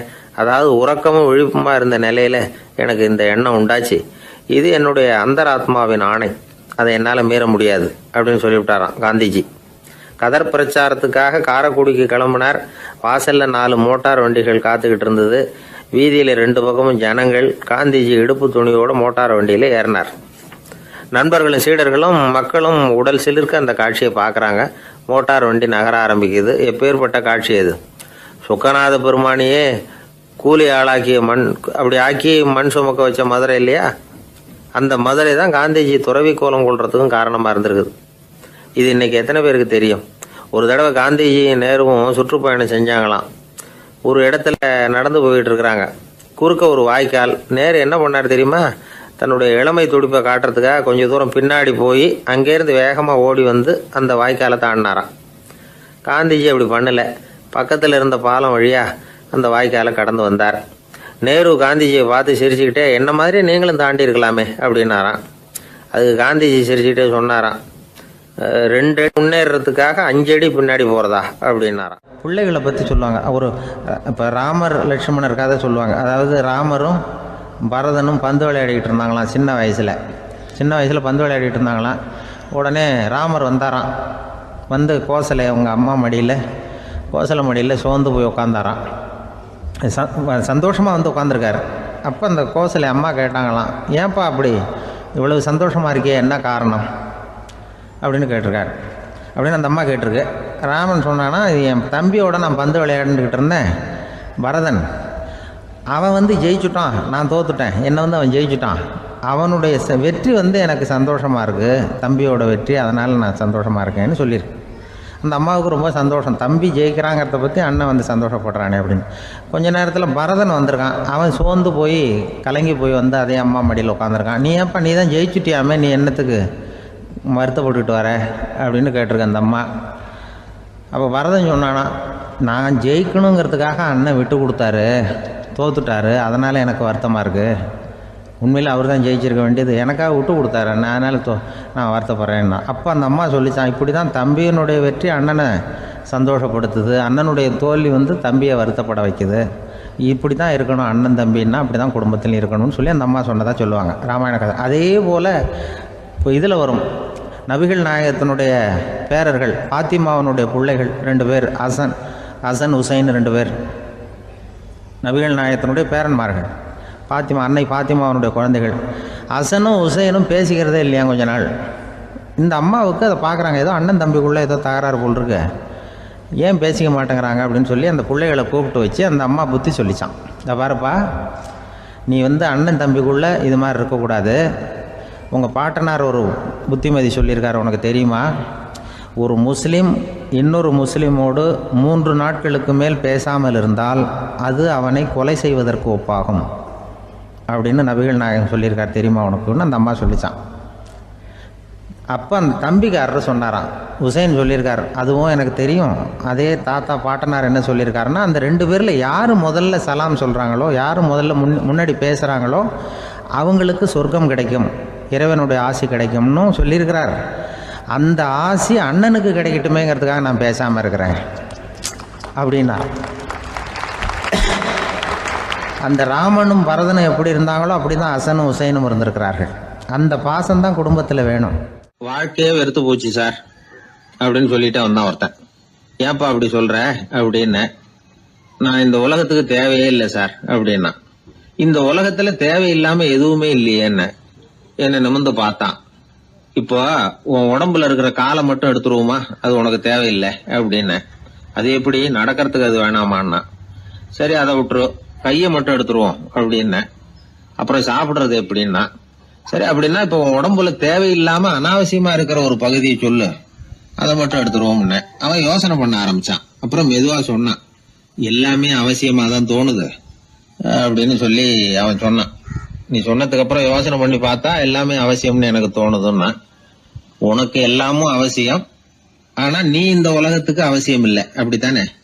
இப்பதான் அவன் குழம்ப ஆரம்பிச்சான். இன்னைக்கு பாருங்க, நிறைய இளைஞர்கள் இப்படிதான் தன்கிட்ட என்ன இருக்குங்கிறது தெரியாமலே தடுமாறிட்டு இருக்கிறாங்க. அவங்க யாருங்கிறது அவங்களுக்கு அடையாளம் தெரியறது இல்ல. விலங்குகள்லாம் பாருங்க, பறவைகள் மாதிரி விண்ணுல பறக்கணும் அப்படின்னு ஆசைப்படுறது இல்ல. ஒரு பசுமாடு பருந்து பறக்கிறத பார்த்துட்டு நாமளும் அந்த மாதிரி பறக்கணும் அப்படின்னு 4 காலையும் தூக்குறது இல்ல. சரி, ஆனா ஒரு மனுஷன் என்ன நினைக்கிறான்னா, அவங்கிட்ட என்ன திறமை இருக்கு அப்படிங்கறத அவனுக்கு புரியாம நடந்துக்கிறான். சரி, ஒரு மனுஷங்கிட்ட என்ன திறமை இருக்குங்கிறத எப்படி கண்டுபிடிக்கிறது? இந்த உலகத்துல இருக்கிற ஒவ்வொரு மனிதனுக்கும் ஒரு தனித்தன்மை உண்டு. அதாவது ஒருத்த மாதிரி இன்னொருத்தன் இருக்கிறது இல்ல. ஆனாலும் உளவியல் நிபுணர்கள் மனிதர்களின் குணாதிசயங்களை வச்சு அவங்கள 3 வகையா பிரிக்கிறாங்க. சில பேர் எப்படின்னா, தான் சம்பந்தப்பட்ட வேலையோட இருந்து விடுறது இல்ல. எதிர இருக்கிறவன் செய்யற வேலை, இன்னொரு பிரிவுல இருக்கிறவன் செய்யற வேலை எல்லாத்திலையும் தலையிடுவாங்க. மனோதத்துவத்துல இதுக்கு டாமினன்ஸ்னு பேர். இப்படிப்பட்ட குணாதிசயம் உள்ளவங்க எதுக்கு பொருத்தம் தெரியுமா? ஒரு நிறுவனத்தை தலைமையேற்று நடத்துறது, நிர்வாக பொறுப்பு வகிக்கிறது, இது மாதிரி பணிகளுக்கெல்லாம் இவங்க ரொம்ப பொருத்தமா இருப்பாங்க. 2வது வகை மனிதர்கள் எப்படின்னா, இவங்க ரொம்ப இனிமையா பேசுவாங்க, திறமையா பேசுவாங்க, அடுத்தவங்களோட பேசுறதுக்கு ஆசைப்படுவாங்க. இப்படிப்பட்டவங்கலாம் விற்பனை துறையில வேலை பார்க்கறதுக்கு ரொம்ப பொருத்தம். இதை தவிர 3வது வகை மனிதர்கள் உண்டு. அவங்க எப்படின்னா, இவங்களுக்கு பகுத்து உணரும் ஆற்றல் உண்டு, உறுதிப்பாடு உண்டு, அடுத்தவங்களோட அதிகம் பேச மாட்டாங்க. இன்னும் சொல்ல போனா 4 பேரோட பேசுறதே இவங்களுக்கு பிடிக்காது. செய்யற வேலையை நுணுக்கமா செய்வாங்க. எந்த பிரச்சனையா இருந்தாலும் சரி, அது சம்பந்தமா எல்லா விவரங்களையும் சேகரிப்பாங்க. இந்த வகை மனிதர்களுக்கு ஆராய்ச்சி வேலை, அக்கௌண்டன்ட் வேலை, இது மாதிரியான பொறுப்புகளை கொடுக்கலாம். ஒவ்வொரு மனிதனையுமே கொஞ்சம் கூர்ந்து கவனிச்சு பாருங்க. அவனுக்குள்ள இந்த 3 விதமான திறமைகளும் உண்டு. எது அதிகம் எது குறைவு அப்படிங்கறதுலதான் வித்தியாசம். நாம ஒவ்வொருத்தரும் கொஞ்சம் சுயமா சிந்திச்சு பார்க்கணும். நாம இந்த 3 வகையில எந்த வகை அப்படிங்கறத நாமளாதான் தேடி கண்டுபிடிக்கணும். இப்ப சொல்லப்பட்ட 3 குணங்களுமே ஆளுமை சம்பந்தப்பட்டது. இதுல ஒருத்தருடைய இயல்பு, திறமை இதெல்லாம் அடங்காது. இதெல்லாம் தனி. இதையெல்லாம் யார் நினைச்சாலும் முறையா பயிற்சிகள் மூலமா வளர்த்துக்கலாம்.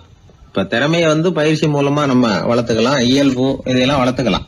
முன்னாடி சொன்னது மாதிரி நாம எந்த வகையான ஆசாமிங்கிறத புரிஞ்சுக்கிட்டு அதுக்கு தகுந்த மாதிரி ஒரு வேலையை தேடிக்கிட்டோம்னா வாழ்க்கை நல்ல விதமா அமையும். அதுக்கப்புறம் நான் இந்த உலகத்துக்கு தேவையில்லை அப்படின்னு சொல்லிட்டு இருக்க வேண்டிய அவசியம் வராது.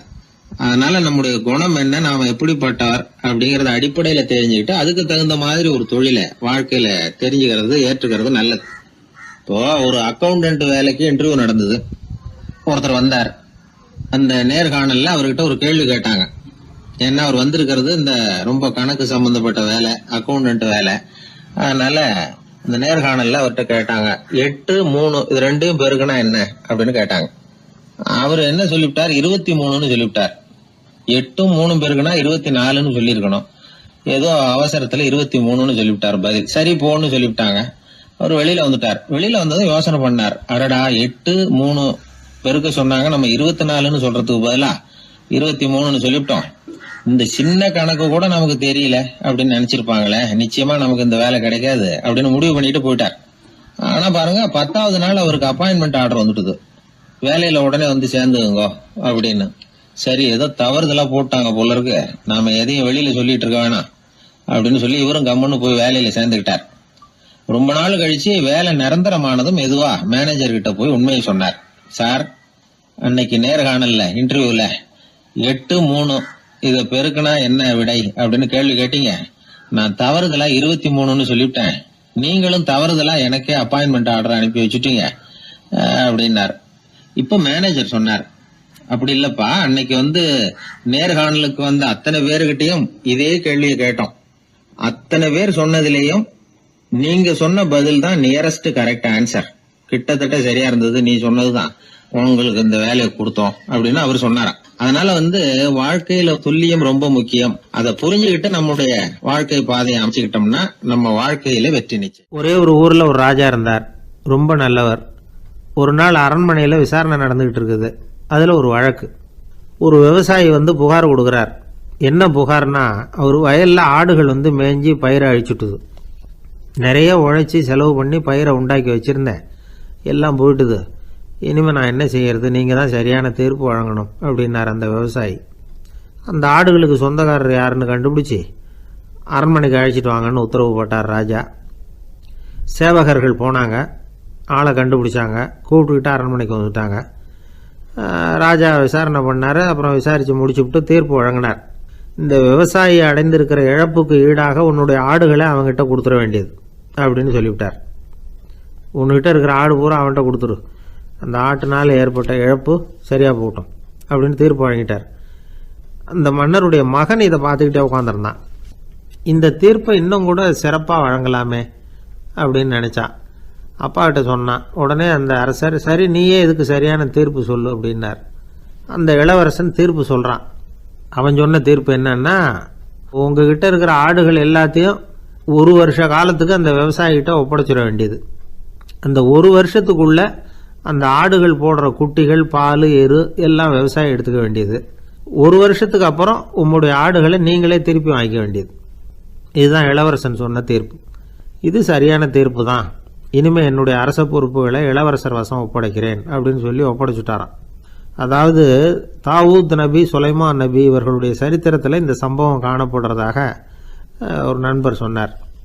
ஒரு தண்டனையை பெறுகிறவன் அதுக்கு பிறகு சமூகத்தில் நல்ல விதமாக வாழறதுக்கு வாய்ப்பு இருக்கிறது மாதிரி அமையணும் தீர்ப்பு.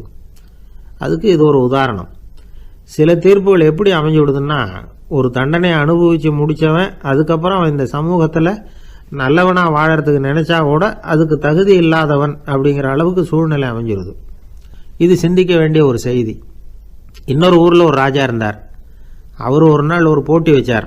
என்ன போட்டின்னா, அரண்மனை வாசலில் ஒரு பெரிய நீச்சல் குளம், அதில் நிறைய விஷப்பாம்புகள். எந்த இளைஞன் துணிச்சலாக அதில் நீச்சல் குளத்தில் குதித்து நீந்தி கரையேறி வர்றானோ அவனுக்கு 100 ஏக்கர் நிலம் பரிசாக வழங்கப்படும். அது வேணாம்னா 1000 ஆடுகள் பரிசாக வழங்கப்படும். அதுவும் வேணான்னா என்னுடைய மகளை வந்து கல்யாணம் பண்ணிக்கலாம். இதுதான் மன்னருடைய அறிவிப்பு. பரிசுலாம் நல்லா தான் இருக்குது, இருந்தாலும் பாம்புகள் உள்ள குளம்ங்கிறது நல்லா இல்லையே. அதனால் யாரும் அதில் குதித்து நீஞ்சறதுக்கு முன் வரல. இருந்தாலும் திடீர்னு ஒரு இளைஞன் அந்த நீச்சல் குளத்தில் குதித்தான், நீந்தினா ஒரு வழியாக கரையேறி வந்துட்டான். மன்னருக்கு ரொம்ப மகிழ்ச்சி. நீ தான் தைரியமான இளைஞன், வா இப்படின்னு கூப்பிட்டார். கிட்ட வந்தான். அந்த இளைஞன் தண்ணீர் சொட்ட சொட்ட வந்து நிற்கிறான். சரி, உனக்கு 100 ஏக்கர் நிலம் வேணுமான்னு கேட்குறார். வேண்டாங்கிறான். சரி, அப்படின்னா 1000 ஆடுகள் வேணுமான்னு கேட்குறார். அதுவும் வேணாங்கிறான். ஓ, அப்படின்னா என் பொண்ணை கல்யாணம் பண்ணிக்கிறியா அப்படின்னு கேட்குறாரு. அதுவும் வேணாங்கிறான். ராஜாவுக்கு ஒன்றும் புரியல. அப்படின்னா உனக்கு என்ன தான் வேணும் அப்படிங்கிறார். என்னை பிடிச்சி இந்த குளத்தில் தள்ளி விட்டவன் யாருங்கிறது எனக்கு தெரியணும் அப்படின்னா. வெளிநாட்டுக்கு போகணும்னு ஆசை, ஆனால் அவனுக்கு எந்த மொழியும் தெரியாது. இருந்தாலும் சமாளிச்சுக்கலாம்னு முடிவு பண்ணிட்டு கிளம்பிட்டான். ஏதோ ஒரு தேசத்துக்கு போய் சேர்ந்தான். அங்கே அவனுக்கு யாரையும் தெரியாது. அவங்க என்ன மொழியில் பேசிக்கிறாங்க அப்படிங்கிறது கூட புரியல. என்ன பண்ணுறதுன்னு யோசனை பண்ணிட்டு ஒரு இடத்துல நின்றுக்கிட்டு இருக்கிறான். எதிர ஒரு பெரிய கட்டடம், நிறைய பேர் உள்ளே போயிட்டு இருக்கிறாங்க. இவனும் அவங்க பின்னாடியே உள்ளே போனான். ஒரு பெரிய அறை, அலங்காரம்லாம் பண்ணி வச்சிருக்கிறாங்க. நிறைய பேர் சாப்பிட்றதுக்காக உட்காந்துருக்குறாங்க. இவனுக்கு நல்ல பசி, அதனால் இவனும் உட்காந்தான். சாப்பாடு போட்டாங்க, சாப்பிட்டான். அன்பான உபசரிப்பு. இவன் மனசு உள்ள நினச்சிக்கிட்டான், இது ஏதோ அரசருடைய அரண்மனை மாதிரி தெரியுது, இன்னைக்கு ஏதோ விருந்து நடக்குது, நல்ல வேளை நம்ம பசியும் தீர்ந்தது அப்படின்னு நினச்சிக்கிட்டே நிமிர்ந்து பார்க்குறான். சாப்பாடு பரிமாறினவன் எதிரில் ரொம்ப பணிவோடு முதுகை வளைச்சி வணக்கம் தெரிவித்தான். இவனும் எழுந்திரிச்சு நின்று முதுகை வளைச்சி வணக்கம் தெரிவித்தான். ரொம்ப நன்றின்னா. அவன் ஒரு சீட்டை இவன் கையில் கொடுத்தான். இவன் அதை வாங்கி பார்க்குறான், என்ன எழுதியிருக்குன்னு ஒன்றும் புரியல. சரி, இந்த நாட்டில் தங்களுடைய நன்றியை சீட்டில் எழுதி தான் கொடுப்பாங்க போல இருக்கு அப்படின்னு நினச்சிக்கிட்டு மறுபடியும் நன்றின்னா. ஆனால் அவன் காசை கொடுங்கன்னா. ஏன்னா அது ஒரு ஹோட்டல், இவன் சாப்பிட்டதுக்கான பில் அது. இவன் அதை புரிஞ்சிக்கவே இல்லை. நன்றின்னு அந்த சீட்டில் எழுதி கொடுக்குறாங்க போல இருக்கு அப்படின்னு நினச்சிக்கிட்டு அதை வாங்கி சட்டை பையில் பத்திரமா வச்சுக்கிட்டு பரவாயில்லைங்க ரொம்ப மகிழ்ச்சின்னா. ஒரு வெளிநாட்டுக்காரனுக்கு இவ்வளவு தூரம் மரியாதை பண்ணுறீங்களே, எங்கள் ஊருக்கு போனதும் உங்களை பற்றி நிறைய சொல்லுவேன் அப்படின்னா. இவன் என்ன சொல்கிறான்னு அவனுக்கு புரியல. இவனை பிடிச்சி அழைச்சிட்டு போய் முதலாளி முன்னாடி நிறுத்தினான். நாம் சொன்னதில் இவனுக்கு ரொம்ப பெருமையாக இருக்கணும் போல இருக்கு, அதுதான் பெரிய இடத்துக்கு அழைச்சிட்டு வந்திருக்கிறான் அப்படின்னு இவன் நினச்சிக்கிறான். அவரும் பில்லுக்கான பணத்தை கொடுங்கிறாரு. பரவாயில்லைங்க ரொம்ப மகிழ்ச்சி நன்றிங்கிறான் இவன். அவரு பார்த்தார், இவனை நீதிமன்றத்துக்கு அனுப்பி வச்சுட்டார். இவன் என்ன நினச்சிக்கிட்டான், நம்மளை இந்த ஊர் ராஜா முன்னாடியே அழைச்சிக்கிட்டு வந்து நிறுத்தி இருக்கிறாங்க போல இருக்கு, என்ன ஒரு பெருந்தன்மை அப்படின்னு நினச்சிக்கிறான். நீதிபதி சொன்னார், சாப்பிட்டதுக்கான பணத்தை கொடுத்துரு, இல்லைன்னா அதுக்கான தண்டனையை அனுபவிக்க வேண்டி இருக்கும்னார். ராஜாவே நமக்கு நன்றி சொல்கிறாரு போல இருக்கு அப்படின்னு நினச்சிக்கிறான் இவன். என் மகிழ்ச்சிக்கு எல்லையே இல்லைங்க அப்படின்னா. அவர் பார்த்தார், இவனுக்கு தண்டனை கொடுக்க வேண்டியது தான் அப்படின்னு முடிவு பண்ணார். உடனே தீர்ப்பு எழுதினார். இவனை கழுதையில் பின்புறமாக உட்கார வைங்க, இவன் ஒரு மோசடிக்காரன் அப்படின்னு ஒரு போர்டு எழுதி அவன் கழுத்தில் மாட்டுங்க, அப்புறம் அந்த கழுதையை ஊர் பூரா விரட்டுங்க அப்படின்னார். இவனுக்கு தான் மொழி புரியலையே, ஏதோ நடக்குது அப்படிங்கிறது மட்டும் புரியுது. எல்லாரும் சேர்ந்து இவனை ஒரு கழுதை மேலே உட்கார வச்சாங்க. ஓஹோ, நம்மளை பாராட்டி ஒரு ஊர்வலம் நடத்துகிறாங்க போல இருக்கு அப்படின்னு நினச்சிக்கிறான் இவன். எல்லாரும் சத்தம் போட்டுக்கிட்டு கையை தட்டிக்கிட்டு கழுதை பின்னாடி ஓடி வர்றாங்க. இவனுக்கு ரொம்ப உற்சாகமாக இருக்குது. எல்லாருக்கும் கை கூப்பி வணக்கம் சொல்லிக்கிட்டே போகிறான்.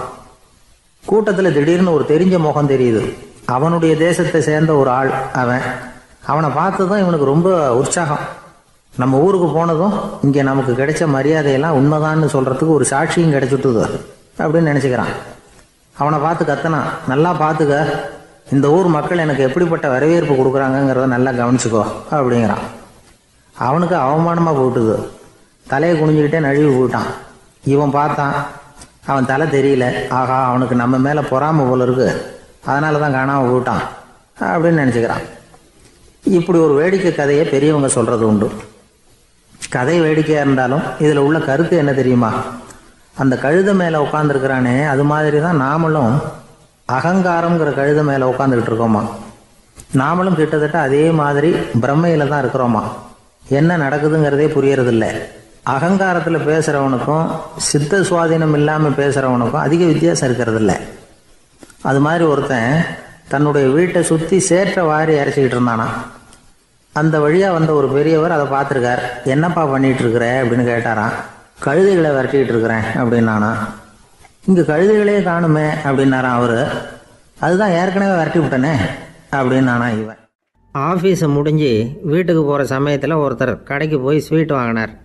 சரி, வீட்டுக்கு பிள்ளைங்களுக்கு தான் வாங்கிட்டு போகிறார் அப்படின்னு மற்றவங்க நினச்சாங்க. அவர் அப்படி செய்யலை. அந்த இடத்துலையே பொட்டலத்தை பிரித்தார். திருட மாதிரி அப்படியே சுற்றி ஒரு தரம் பார்த்துக்கிட்டார். யாரும் தெரிஞ்சவங்க இல்லைங்கிறத முடிவு பண்ணிவிட்டு அவசரமாக அதை அப்படியே போட்டு முழுங்கிவிட்டு கையை தொடச்சிக்கிட்டு நல்ல பிள்ளை மாதிரி நடந்து போக ஆரம்பிச்சிட்டார். அவர் யாருன்னா, அவரோட பிரச்சனை எல்லாருக்கும் தெரியாது, சில பேருக்கு தான் தெரியும். அதாவது அவர் உடம்பில் சர்க்கரை இருக்குதுன்னு டாக்டர் சொல்லிவிட்டாராம். அதனால் வீட்டில் சர்க்கரையே இவர் கண்ணில் காட்டுறதில்ல. அதனால் இவர் யார் கண்ணிலையும் படாமல் இப்படிப்பட்ட வேலைகள்லாம் செய்கிறது வழக்கம். யாருக்கும் தெரியாமல் இப்படி ஸ்வீட்டை வாங்கி சாப்பிட்டுட்டு அவர் பாட்டு போயிடுறது. இப்படிப்பட்டவங்களுக்கெல்லாம் கொஞ்சம் ஆறுதலான தகவல் இன்றைக்கி. அது என்னென்னா, நாம் சாப்பிட்ற சர்க்கரைக்கும் நம்ம உடம்பில் உள்ள சில கோளாறுகளுக்கும் அப்படி என்ன தான் சம்மந்தம் இருக்குது. இதை பற்றி சமீபத்தில் சில ஆராய்ச்சிகள்லாம் நடந்திருக்குது. ஏன்னா சர்க்கரைன்னாவே விஷம் மாதிரி அதை பார்க்குறவங்களும் சில பேர் உண்டு. சின்ன பிள்ளைங்களுக்கு வயத்தில் பூச்சி உண்டாகிறதுலேருந்து பெரியவங்களுக்கு நீரிழிவு வர்ற வரைக்கும் எல்லாத்துக்கும் சர்க்கரை தான் காரணம்னு சொல்லிகிட்டு இருக்கிறோம். ஆனால் அந்த அளவுக்கு பயப்பட வேண்டிய அவசியம் இல்லை அப்படின்னு சொல்கிறாங்க. சர்க்கரை வியாதி, இருதய நோய், பித்த நீர்ப்பை நோய், இதெல்லாம் சில நோய்கள்லாம் நாம் சாப்பிட்ற சர்க்கரைக்கும் தொடர்பு இருக்குன்னு நினைக்கிறோம். ஆனால் அப்படி சம்பந்தம் உண்டுங்கிறதுக்கு போதுமான அளவுக்கு ஆதாரம் இல்லை அப்படிங்கிறாங்க ஆராய்ச்சியாளர்கள். ஒரே ஒரு சம்பந்தம் தான் உறுதியாக இருக்குதான். அதுவும் இந்த பல் சிதைவு அப்படின்னு இருக்கு இல்லையா, அந்த சர்க்கரை சாப்பிட்றதுக்கும் இந்த பல் சிதைவுக்கும் சம்பந்தம் இருக்குது அப்படிங்கிறத மட்டும் உறுதியாக சொல்கிறாங்க. சர்க்கரைன்னா நாம் சாப்பிட்ற ஜீனி மட்டும் இல்லை, பழம், காய்கறி, பால், தேன், இப்படி எல்லாத்துலேயும் அது இருக்குது. கேரட்டு கொடுக்குற சத்தில் 88% சர்க்கரை, ஆப்பிள் கொடுக்குற சக்தியில் 95% சர்க்கரை. இது ஜீனி சர்க்கரை, இது ஆப்பிள் சர்க்கரை அப்படிங்கிற வித்தியாசம்லாம் உடம்புக்கு கிடையாது. ரெண்டுமே உடனடியாக சக்தி கொடுக்குது. ஒரு ஸ்பூன் சர்க்கரையில் 16 கலோரி தான் சத்து இருக்குது. அதிகமாக சர்க்கரை சாப்பிட்டா நீரிழிவு வந்துருங்கிறது தப்பான ஒரு அபிப்பிராயம். டயபெட்டிஸுங்கிறது ஒரு மெட்டபாலிக் டிசார்டர், அவ்வளவுதான். அதாவது நாம் சாப்பிட்ற சர்க்கரையை நம்ம உடம்பு திறமையாக உபயோகப்படுத்திக்க முடியல அப்படின்னு அர்த்தம். அதனால தான் அதிகமாக இனிப்பு வேணாம்னு சொல்கிறோம். ஏற்கனவே உடம்பால் முடியாத ஒன்றை மறுபடியும் அது தலையில் சுமத்தி அதிகமாக வேலை வாங்க வேணாமே அப்படிங்கிறதுக்காக தான். ஆகாரத்தில் அதிகமாக சர்க்கரை இருந்தால் அதனால் உடனே சர்க்கரை வியாதி வந்துடும்ங்கிறதுக்கு விஞ்ஞான ரீதியாக போதுமான ஆதாரம் இல்லை. அதனால் எப்போவாவது அதிகமாக ஸ்வீட்டு சாப்பிட்டுட்டா ஐயோ அதிகமாக சாப்பிட்டோமோ, என்ன பண்ண போதோ தெரியலையே அப்படின்னு நினச்சி மனசை போட்டு குழப்பிக்க வேண்டியதில்லை. பொதுவாக எதுவுமே அதிகமாக வேண்டாம், எல்லாம் சீராக இருந்தால் போதும். நீரிழிவுங்கிறது புதுசாக வந்துட்ட ஒரு நோய் இல்லை, ரொம்ப காலமாகவே இருக்கிற ஒன்று தான். நம்ம முன்னோர்கள் இதை மதுமேகம் அப்படின்னு சொல்லுவாங்க. அதை கட்டுப்படுத்துறதுக்கு அவங்களே சில வழிமுறையை சொல்லி வச்சுருக்கிறாங்க. அது என்னென்னா வேறு ஒன்றும் இல்லை, இந்த பாவக்காய், முள்ளங்கி, அருகம்புல், அவ்வளவுதான். வெள்ளை முள்ளங்கி இருக்குல்ல, அதை வாரத்துக்கு 3 நாள் சாப்பிட்டுக்கிட்டு வாங்க. நூலுக்கோல் ரொம்ப நல்லது. இல்லைன்னா முள்ளங்கி சாறு 1 ounce சாப்பிட்டுட்டு வரலாம். ரத்தத்தில் சேர்கிற சர்க்கரை அளவு இதெல்லாம் கட்டுப்படுத்துது. சிறுநீரில் காணப்படுகிற சர்க்கரை அளவையும் சமநிலைப்படுத்துது. தினமும் ஆகாரத்தில் கோதுமை, கேழ்வரகு, வெந்தயம், கருவேப்பிலை, சோயாபீன்ஸ் எது கிடைக்குதோ சேர்த்துக்கலாம். இப்படிலாம் செஞ்சுக்கிட்டு வந்தால் அப்புறம் வீட்டுக்கு தெரியாமல் கடையில் போய் நின்றுக்கிட்டு ஸ்வீட் வாங்கி திருட்டுத்தனமாக சாப்பிட வேண்டிய அவசியமே உங்களுக்கு வராது. 2 ஆசாமிகள் கடற்கரையில் உட்காந்து சாவகாசமாக பேசிக்கிட்டு இருந்தாங்களாம். ஒருத்தர் சொன்னார், இன்னொருத்தருக்கு தெரியாமல் ஸ்வீட்டு சாப்பிட்றதே எப்பவும் இடைஞ்சல் தான் சார். நேற்றுக்கு பாருங்கள் அப்படி தான் சாப்பிட்டுக்கிட்டு இருந்தேன், வீட்டுக்காரி கண்ணில் போட்டுவிட்டுது, அதுக்கப்புறம் ஒரே ரகலையாக போச்சு அப்படின்னாரா. எனக்கு கூட அப்படி தான் சார் ஆகிட்டுது, ஒரே ரகலை அப்படின்னாரா இன்னொருத்தர். நீங்கள் சாப்பிட்டதும் உங்கள் வீட்டுக்காரங்க கண்ணில் போட்டுவிட்டுதா சார் அப்படின்னு கேட்டிருக்காரு இவர். அதுக்கு அவர் சொன்னாராம், அப்படி இல்லை சார், கடைக்காரர் கண்ணில் போட்டுவிட்டுதோ, நான் அவருக்கு தெரியாமல் அந்த ஸ்வீட்டை அவர் கடையிலேருந்து எடுத்திருந்தேன் அப்படின்னு விளக்கம் கொடுத்தாராம் இந்த ஆள். ஒரே ஒரு ஊரில் ஒரு பாதிரியார் இருந்தார். ரொம்ப நாள் சந்தோஷமாக வாழ்ந்தார். ஒரு நாள் அவர் மடத்து சமையல் அறையில் பாத்திரங்களை கழுவி துலக்கி சுத்தப்படுத்திக்கிட்டு இருந்தார். அந்த சமயத்தில் ஒரு தேவதூதன் அவர் முன்னாடி நின்னான். இவர் நிமிர்ந்து பார்த்தார். ஆண்டவர் என்னை உங்ககிட்ட அனுப்பியிருக்கிறார், பரலோகத்தில் வாசம் செய்யறதுக்கு உங்களுக்கு நேரம் வந்துட்டுது அப்படின்னு அந்த ஆள். ஆண்டவருக்கு என்னோட ஞாபகம் வந்ததுக்கு நன்றி. ஆனாலும் இப்போ இங்கே நீயே பாரு, எவ்வளவு பாண்டங்கள் பாக்கி இருக்கு, இவ்வளவையும் நான் சுத்தப்படுத்த வேண்டியிருக்கு. நான் நன்றி கெட்டவனாக இருக்க விரும்பலை. இந்த பணியை முடிக்கிற வரைக்கும் என்னுடைய பரலோக வாழ்வை தள்ளி வைக்க முடியுமா, நீ என்ன நினைக்கிற அப்படின்னு கேட்டார். தேவதூதன் தனக்கே உரிய விவேகத்தோட அன்போட பாதிரியாரை பார்த்தான். சரி, என்ன செய்யலாம்ங்கிறத அப்புறம் சொல்கிறேன் அப்படின்னு சொல்லிவிட்டு புறப்பட்டு போயிட்டான். ஒரு நாள் அந்த பாதிரியார் தோட்டத்தில் உள்ள களைகளை எல்லாம் ஒரு களை கொத்தியால் கொத்தி களை எடுத்துக்கிட்டு இருக்கிறார். அந்த சமயத்தில் இந்த தேவதூதன் மறுபடியும் அவர் முன்னாடி நிற்கிறான். பாதிரியார் பார்த்தார், இதை பாரு, இந்த தோட்டம் பூராவும் எவ்வளவு களை மண்டி கிடக்கு, பரலோகம் கொஞ்ச காலம் எனக்காக பொறுத்திருக்கலாம்னு நீ நினைக்கிறியா அப்படின்னு கேட்டார். தேவதூதன் சிரிச்சுக்கிட்டே மறுபடியும் மறைஞ்சிட்டான். மறுபடியும் அவர் களை எடுக்கிறது, தானிய களஞ்சியத்துக்கு வர்ணம் பூசுறது, இப்படிப்பட்ட வேலைகளில் ஈடுபட்டிருக்கார். இன்னொரு நாள் ஒரு மருத்துவமனையில் நோயாளிகளை கவனிச்சுக்கிட்டு ரொம்ப தீவிரமாக இருக்கிறார் அந்த பாதிரியார். ஒரு நோயாளியோட தாகத்துக்கு தண்ணீர் கொடுத்துட்டு நிமிர்ந்து பார்க்குறப்போ தேவதூதன் மறுபடியும் அவர் முன்னாடி வந்து நிற்கிறான். இந்த தடவை பாதிரியார் தன்னலமற்றவராக பேரன்பை காட்டக்கூடிய வகையில் தன்னுடைய 2 கைகளையும் உயர்த்தியபடி தேவதூதனின் கவனத்தை வந்து பிணியால் வாடக்கூடிய நோயாளிகளின் பக்கம் திருப்பினாராம். தேவதூதன் ஒன்றும் சொல்லலை, மறைஞ்சிட்டான். அன்னைக்கு சாயந்தரம் பாதிரியார் வந்து மடத்தில் உள்ள தன்னுடைய அறைக்கு போய் இளைப்பாறினார். யோசித்து பார்த்தார். தேவதூதனையும் தேவதூதனின் விருப்பத்தையும் பல நாள் தள்ளி போட்டு வந்ததையும் அவர் ரொம்ப நினச்சி பார்த்தார். திடீர்னு தான் வந்து முதுமை அடைகிறதையும் சோர்வு அடைகிறதையும் உணர்ந்தார். ஆண்டவரை நினைச்சார். ஆண்டவரே, உம்முடைய தூதனை மறுபடியும் என்கிட்ட அனுப்புனா நான் சந்திக்கிறதுக்கு ஆவலாக இருக்கேன் அப்படின்னு சொல்கிறப்பவே தேவதூதன் பக்கத்தில் வந்து நின்னான். பாதிரியார் நிமிர்ந்து பார்த்தார். நீ இப்போவே என்னை அழைச்சிக்கிட்டு போக விரும்பினா நான் பரலோகத்துக்கு வர்றதுக்கு தயாராக இருக்கேன்னார். தேவதூதன் அந்த பாதிரியாரை அன்போடவும் விவேகத்தோடவும் பார்த்து, நீங்கள் வந்து என் கூட பரலோகத்துக்கு வர்ற தயாராக இருக்கிறதா சொல்கிறீங்க, ஆனால் நீங்கள் இது வரைக்கும் வேறு எங்கே இருந்ததா நினைக்கிறீங்க அப்படின்னானா. அப்படின்னா இது வரைக்கும் இருந்த இடம்தான் பரலோகம் அப்படிங்கிறத உணர்த்தியிருக்கிறான். பரலோகம்னா என்னன்னு புரிஞ்சுக்கிறதுக்கு இந்த சம்பவம் நமக்கு உதவியாக இருக்குது. தொண்டு செய்கிறத விட பெரிய செயல் வேறு எதுவும் இருக்க முடியாது. அது நம்ம மனசுக்கு கொடுக்குற சுகத்தை வேறு எதுவும் கொடுக்க முடியாது. நாம் தொண்டு செய்கிற இடம் தான் அந்த புண்ணிய இடம். ஆனால் இந்த காலத்துல எல்லாம் நாம் வந்து தொண்டு செய்யணும்னு நினச்சி ஏதாவது ஆரம்பித்தா கூட அதை ஒரு மாதிரியாக சுற்றி நின்று வேடிக்கை பார்க்க ஆரம்பிச்சிடுறாங்க. ஒரு பெரியவர் அப்படித்தான் ஒரு தொண்டு செஞ்சுக்கிட்டு இருந்தார். ஒரு கோவில் கட்டிக்கிட்டு இருந்தாங்க. அதில் ஒரு இடத்துல ஒரு பலகையை வச்சு ஆணி அடிக்கிற வேலையை செஞ்சுக்கிட்டு இருந்தார் அந்த பெரியவர். ஒரு சின்ன பையன் அதை ரொம்ப ஊக்கமாக அக்கறையாக கவனிச்சுக்கிட்டு இருந்தான். பெரியவர் இதை கவனித்தார். என்னப்பா பார்க்குற, உனக்கும் இது மாதிரி தொண்டு செய்யணும்னு ஆசையாக இருக்கா அப்படின்னு கேட்டார். அதுக்கு அந்த பையன் சொல்கிறான், அப்படி இல்லைங்க, நீங்கள் ஆணி அடிக்கிறப்போ கையில் சுத்தியால் அடிச்சுக்கிட்டா எப்படி துடிப்பீங்க எப்படி கத்துவீங்கன்னு தெரிஞ்சுக்கிறதுக்காக அதை பார்க்கணும்னு ஆசை, அதுக்காக தான் காத்துக்கிட்டு இருக்கேன் அப்படின்னு நான். ஒரு ஊரில் ஒரு பெரிய செல்வந்தர் இருந்தார். பணத்துக்கு பஞ்சம் இல்லை. அதனால் இந்த உலகத்தில் முடியாத காரியம் எதுவும் இல்லைன்னு நினச்சார். பணம் இருந்தாலும் அந்த நினப்பு தானாக வந்துடும். அதனால் இவரும் அப்படி நினச்சதில் ஒன்றும் தப்பு இல்லை. அந்த ஊருக்கு குருநானக் ஒரு தடவை வந்தார். அவருக்கு இந்த செல்வந்தர் ரொம்ப பிரமாதமாக ஒரு வரவேற்பு கொடுத்தார். ஊர் எல்லையிலேயே எங்கள் வீட்டுக்கு வந்து விருந்து சாப்பிட்டுட்டு போகணும்னு கேட்டுக்கிட்டார். அவரும் சரின்னு ஒத்துக்கிட்டார். உடனே தன்னுடைய பங்களாவில் ஒரு பெரிய விருந்துக்கு ஏற்பாடு பண்ணார். குருநானக்கை அழைச்சிட்டு வீட்டுக்கு போனார். உட்கார வச்சார். ஐயா, நான் இந்த ஊர்லேயே ரொம்ப பெரிய வசதி உள்ளவன். என்னால் எல்லாம் முடியும். உங்களுக்காக நான் என்ன செய்யணும்னு சொல்லுங்கள். எதுவாக இருந்தாலும் பரவாயில்ல, எவ்வளவு செலவானாலும் பரவாயில்ல, என்னால் செய்ய முடியும். என்ன செய்யணும்னு சொல்லுங்கள், அது போதும், நான் செய்கிறேன் அப்படின்னு நான் ரொம்ப பணிவா. இதை கேட்டதும் குருநானக் சிந்திச்சார் கொஞ்ச நேரம். அதுக்கப்புறம் தன்னோட சட்டை பைக்குள்ளே கையை விட்டு ஒரு பழைய ஊசி ஒன்று எடுத்தார். அந்த செல்வந்தர்கிட்ட கொடுத்தார். இதை பாருங்கள், இவ்வளவு தூரம் நீங்கள் கேட்கறதுனால சொல்கிறேன். எனக்கு நீங்கள் செய்ய வேண்டிய உதவி இதுதான்னார். ஊசியை கையில் வாங்கிக்கிட்டு இதை என்ன செய்யணும்னு சொல்லுங்க அப்படின்னார் அவர். நீங்கள் செய்ய வேண்டியது என்னென்னா, இந்த ஊசியை பத்திரமா வச்சிருக்கணும். நாம் 2 பேரும் இறந்து போனதுக்கு பின்னாடி இன்னொரு உலகத்தில் நாம் சந்திக்கக்கூடிய வாய்ப்பு இருக்குது. அப்போ இந்த ஊசியை என்கிட்ட கொண்டாந்து கொடுக்கணும். இதுதான் நீங்கள் எனக்காக செய்ய வேண்டிய உதவி அப்படின்னார் குருநானக் லேசாக சிரிச்சுக்கிட்டே. இதை கேட்ட உடனே இந்த பெரியவர் முழிக்க ஆரம்பிச்சிட்டார். அது எப்படிங்க, நான் சாகிறப்ப எப்படி இந்த ஊசியை எடுத்துக்கிட்டு இன்னொரு உலகத்துக்கு வர முடியும்னார். ஊசி மாதிரி ஒரு சின்ன பொருளை கூட இந்த உலகத்தை விட்டு நாம் போகிறப்ப எடுத்துகிட்டு போக முடியாதுங்கிறப்போ உங்களோட செல்வத்தையெல்லாம் எப்படி அங்கே எடுத்துகிட்டு வர போகிறீங்க அப்படின்னு கேட்டார் குருநானக். அதுக்கப்புறம் தான் அந்த பெரியவர் யோசிக்க ஆரம்பித்தாராம்.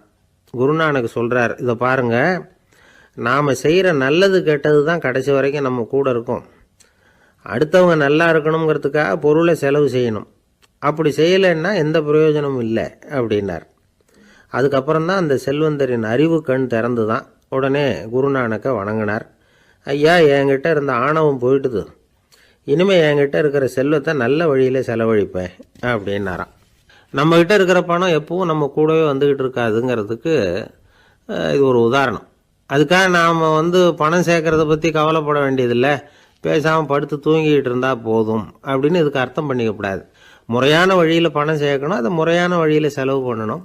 அதனால் ஏற்படக்கூடிய மன நிறைவு இருக்குது பாருங்கள், அது அனுபவித்தவங்களுக்கு தான் தெரியும். சொர்க்கத்துக்கு போகிறவங்க இங்கேருந்து பணத்தை எடுத்துகிட்டு போக முடியாது. ஆனால் நம்ம செல்வத்தை இங்கே மற்றவங்களுக்கு பயன்பட செய்து அதனால் ஏற்படுற புண்ணியம் இருக்குது பாருங்கள், அதை எடுத்துகிட்டு போக முடியுமா. இதுதான் ஆன்மீகவாதிகள்லாம் சொல்கிற கருத்து. ஜான் நியூட்டன் ஒருத்தர், அவர் சொன்னார், நான் எப்போவாவது சொர்க்கத்துக்கு போய் சேர்ந்தேன்னா அங்கே 3 அதிசயங்களை பார்ப்பேன்னார். என்னன்னு கேட்டாங்க. நான் யார் யார் இருக்க மாட்டாங்கன்னு நினச்சிக்கிட்டு இருந்தானோ அவங்களில் சில பேர் அங்கே இருப்பாங்க, அது ஒரு பெரிய அதிசயம்னார். சரி, அடுத்தது என்ன? 2வது அதிசயம் என்னன்னா, அங்கே இருப்பாங்கன்னு நான் எதிர்பார்த்த சில பேர் அங்கே இருக்க மாட்டாங்க.